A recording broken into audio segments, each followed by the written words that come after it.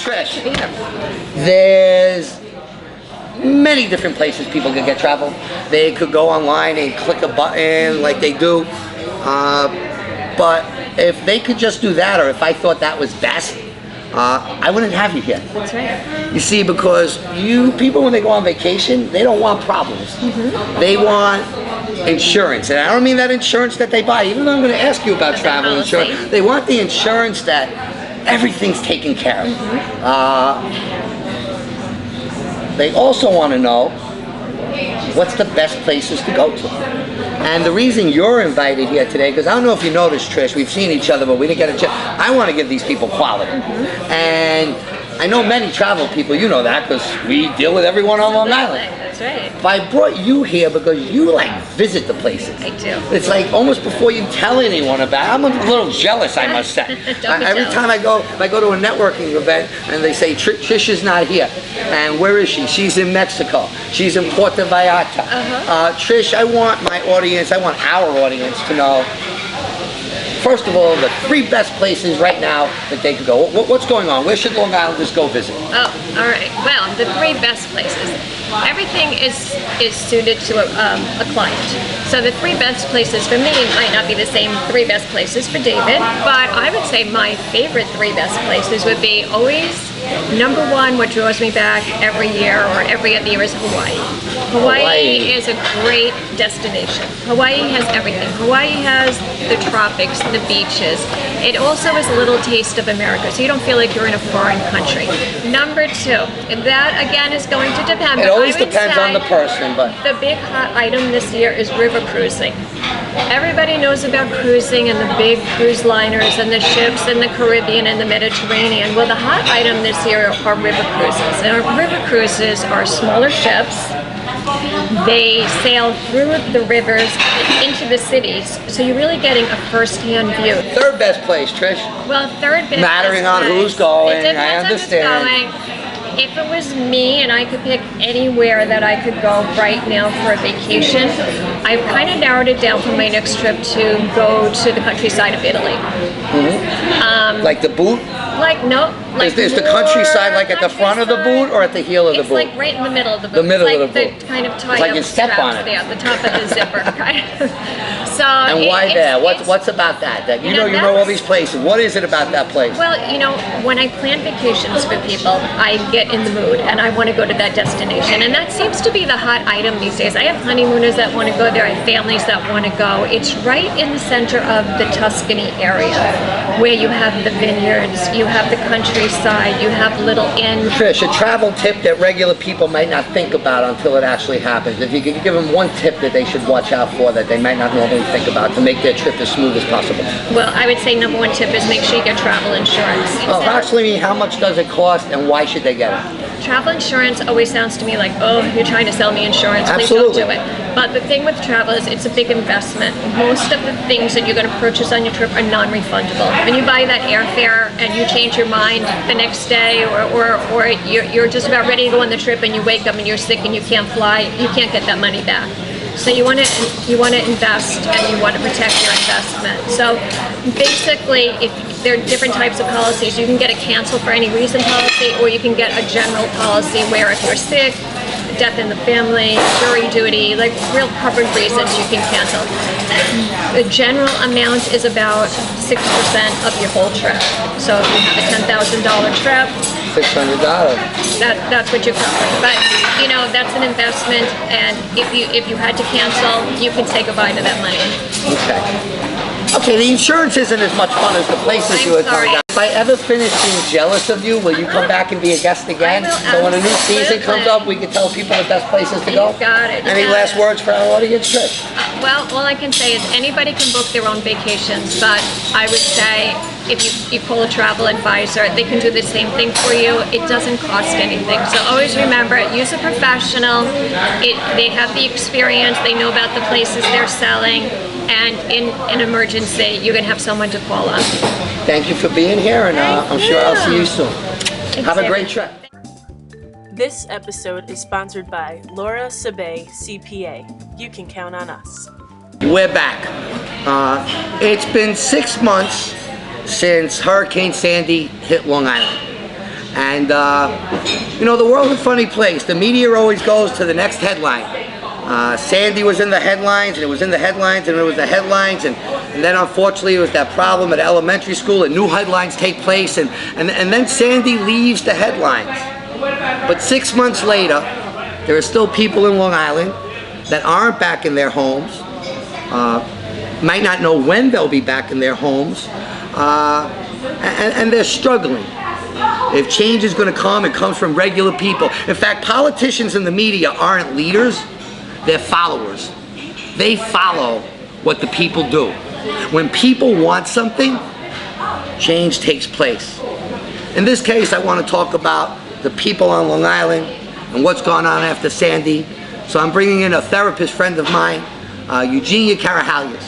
First of all, be nice to me because I pronounced your name correctly. Yes. Karahalios. Yes. You're one of the few people who can. If it was a spelling bee, I would spell it for the people. Language of origin, please.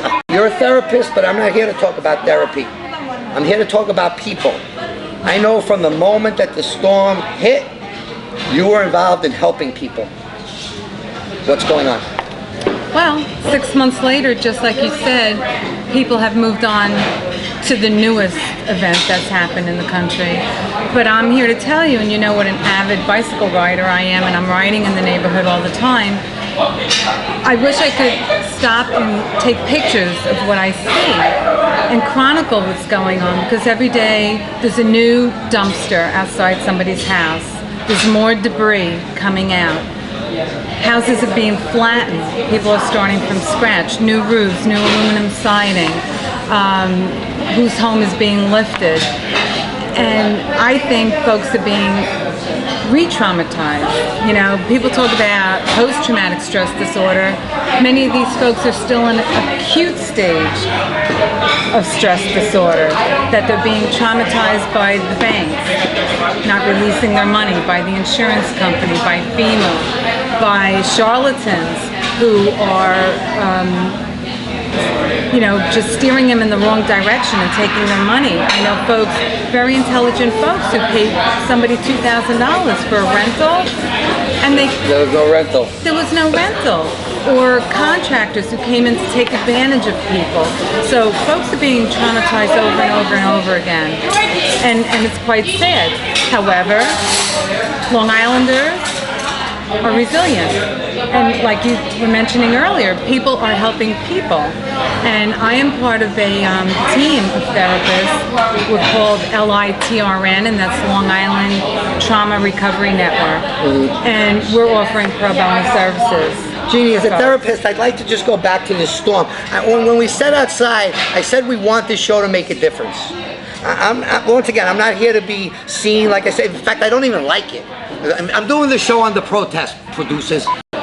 One of the things that everyone needs to know in this world is everybody matters. And just as important, people talk about what they need. Actually, a lot of news, when they talk about, like, what do you need? People need to be needed.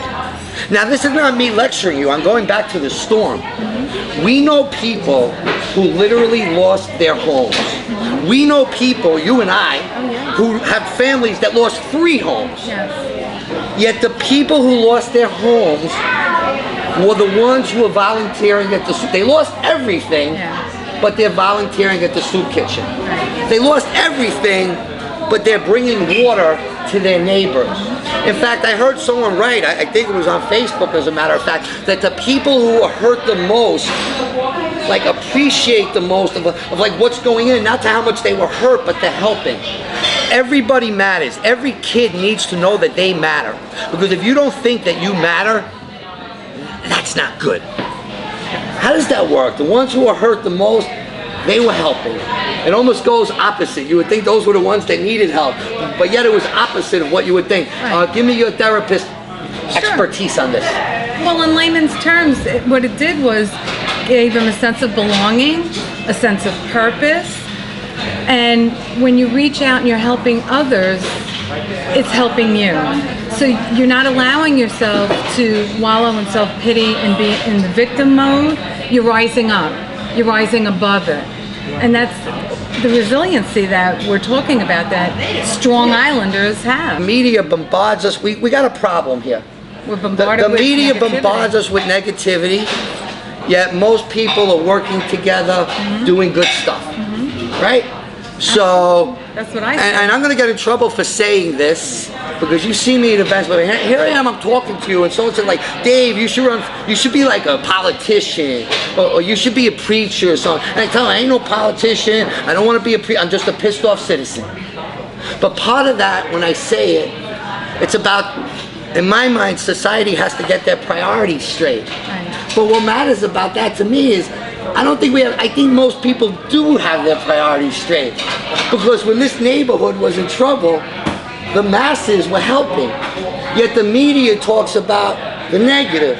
So we got like opposite things going on here. The media's bombarded us with negativity, yet most people are good in helping. That's correct. And it's like a cross thing of what reality is. As a therapist, could you help me deal with this? I don't have enough time in the day to help you with that. Get her off the set! It's human nature. A lot of it is human nature, and that's the way we've been socialized from when we were little. And the news just exacerbates that. That's why I tell my clients all the time, don't start your day watching the news, and certainly don't end your day watching the news. You don't want that replaying on your mind, in your subconscious mind all night long, right? So steer away from the negativity. And it's up to people like us to point out all the good things that are happening. Someone's gotta and do to it. put a different perspective on it. Now, I've been jumping because up- it really isn't all bleak out there. It's I've been not. jumping up and down, and I've been yelling at you. If I ever need you to come back and help our Long Island audience, will you come back? I would love to. Thank you Despite so me? much for having me here. There are lights in this world, and lights are people who spread positive and good energy, and thankfully in Long Island, New York, we're surrounded by Jeannie and lots of other wonderful people. Thank you for being here, Thank Jeannie. you. Thank you. Good luck. We'll be back right after this. This episode is brought to you by 516ads.com. Advertise with us. But our next guest epitomizes bringing business and community together. Everything what we talk about, what this Long Island networking world is about. And one thing that happened in networking, it happened with us, the way we do things in the building of 516 Ads and 631 Ads, building our resource, is we stayed away from fundraisers. Now, there's nothing wrong with fundraisers, but people want to help. But sometimes if they can't write a check for $2,500 or write a check for $200, they think that they don't matter, like it's not big enough, so they don't show up. And one of the things that's happened in the networking world, which is nice, at least in the one that we're a part of, it's all over, is we don't always just collect money. We look to raise awareness and collect supplies. And what happens with that is it allows everyone to become a part of it. Because once again, not everyone can write a check for a certain amount, but everyone could bring a box of crayons. Everyone could bring a can of, some food.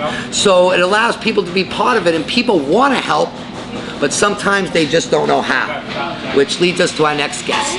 Our next guest is Jody Jacobs from Crystal Vision Marketing. Welcome, Jody. Hi, T. Thank How are you. Nice to have you here. Have a thank you. seat. Thank you. And we'll talk about marketing and just conjunction with nonprofits, but I bring you here actually to speak about charities. You're tied in with so many of them. You've been a businesswoman in your field for 15 years, never mind what, you start when you were 6. Jody, tell our audience what's going on in the Long Island nonprofit world. Well, I think that business in general, we've all gotten to a certain point in our lives, and we make money, we're doing the grind every day, but there's something that's missing inside of us, and there's some part of us that wants to give back, but nobody knows how to do that. They need resources and they need help to kind of align that. And whether maybe you have an affinity, maybe you have an affinity for autism because that's in your family, or maybe there's someone else that you've met that's impacted you along the way that believes in a cause so much that ekes into you, and you want to believe in that cause too. But I honestly think that people want to do good, and this is why I think I've always loved everything that you've put out there, because you recognize that. You see that there's companies that are looking for a way to contribute back. They each have a passion. They don't necessarily have the money. I basically delve into small to mid-sized businesses. They don't always have the money to write that check, but they have time and they have resources and they have connections. You know, I've joked in the past that, you know, you're so many things to Long Island, but you are the chief connections officer. You move these people and you bring people together. That's what they're looking for. They're trying to connect with the businesses are trying to connect with the charities that they can do things for. You know, one of the things about synergies and charities, as I'm sitting here, it just makes me laugh. I know one of the charities that's near and dear to your heart is Moms Who Kick. This is about survivors of cancer or just breast cancer? It's all different cancers. Yeah. You know, but the synergy I want to make of just how things work, and there's a fine charity, but the founder of this charity, Joanne Hutchins, is going to be fighting in LA Fight for Charity. Fight for Charity, yeah. And the Fight for Charity, if you haven't been seen it, it's been around 10 years on Long Island. They've raised over 1 million, almost one. I don't want to be wrong on the figure. I like to be accurate, but I believe they raised as much as $1 million for charity already.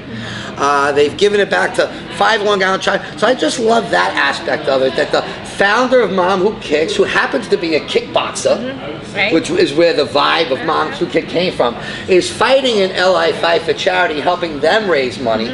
On that night, there's going to be over 1,000 people in the room. So while she's helping LA Fight for Charity, over 1,000 new people might hear about Moms Who Kick, and it's just those synergies created, people working together. And this is a little off topic, but I say with networking, but with marketing too. I'm a big believer in individual greatness. Be a great teammate. No one can make someone else's business great. No one else could make Moms Who Kick great. It's up to the people running it who have to make it great. So it's up to succeed in business or to run a charity, you have to be individually great. But after that, you have to be a great teammate. And that's what I see happening with these charities. LA Fight for Charity, it's up to them to make it great. Joanne, with her teammates, she makes Moms Who Kick great. But now that they're great teammates too and are coming together in this cause, that's where that like mushrooming effect of greatness comes. What's your take on that? Well, I think we used to operate from a place of, you know, what's mine is mine, mine, you know, and you wanted to hold on to it. I saw it a lot in business where people are guarded about leads. You've changed that. You've changed that on Long Island where people are not afraid to talk to each other in the same industry or sister industries. And now I see it happening with charities where we're not thinking that just because you give me dollars or time or resources, it means they're not going to happen here. The cross platforms are beautiful. So even last night we ended up launching the new women who are going to be in the calendar for 2014, and one compelling story after another. But who's in that room celebrating with us and meeting all these women is Sandy Kane from Crews for Cure, and he does men's prostate cancer, and he's there to support us. And to learn from us on how he sees the buy-in and the sisterhood that we have and the people that support that organization. He's like, I need help doing that. And you know what? We're going to help him do that. And now we're finally realizing, you know what? We can do this together. You know, we can help you, you can help us, and let's cross-platform that for the greater good of all of us, our better health, a better life, to be here for our kids, to make a difference. You know, Jody, we've been talking about nonprofits, and that's a beautiful thing. We do a whole show on that. But yet you've been a businesswoman, actually consulting companies around the country. What's your take on the Long Island networking world, people coming together, this whole mixture of it? What do you think? I think, to coin a phrase, I think there used to be this 6 degrees of separation. So we could all be 6 degrees of separation from David Gussie. And I met this person from this person to that, and there's kind of this leapfrog of how you network person to person. At the end of the day, I started here, but I ended up here. I think what you've done and what's beautiful about how it's changed here on Long Island is that it's integrated. It doesn't stop. It's not about leapfrogging that, okay, you can help me now and I'm here and you were great, goodbye. It's about collecting those people and those relationships and building those relationships so at the end of the day you have a very integrated group of people that want to continue to connect to each other and are not afraid of your success, meaning they don't have success. You know, we're almost confident in ourselves that it'll come around. You know, I'm an eternal optimist, and to me, you know, if the glass is, you know, half full, you can still get half in. Like, it's never half empty. There's still room for more. And I think that that has changed. I think that mentality has changed.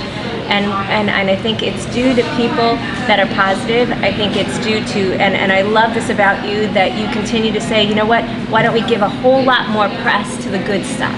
Because good energy begets good energy. And if we get more of that out there, we're going to have more of it to share. Any thought to maybe being a co-host? Because you're looking a lot nicer on this camera than I do. Hey, listen, I hope you enjoyed the first episode of Hello Long Island. Remember, make connections, build relationships, get out there and make things happen. Thank you for joining us. We'll see you next week.